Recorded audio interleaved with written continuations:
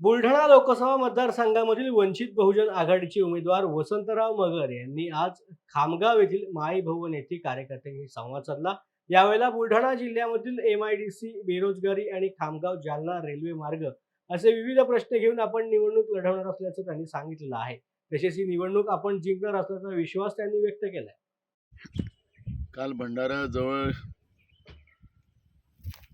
आमच्या गाडीला एका ट्रकने मुद्दामून डॅश मारण्याचा प्रयत्न केला आणि त्याच्यामुळे गाडीला पूर्ण एका बाजूने त्यांनी घासत नेलं आणि आम्ही तर सुखरूप राहिलो, पण गाडी पूर्ण त्याच्यामध्ये गाडीचं नुकसान झालं.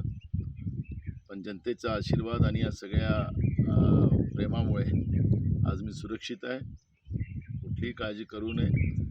याच्यामध्ये घातपात आहे की काय आहे ते पोलीस त्याला चौकशी करतील अशी आम्ही त्या पद्धतीची तक्रार दिलेली आहे.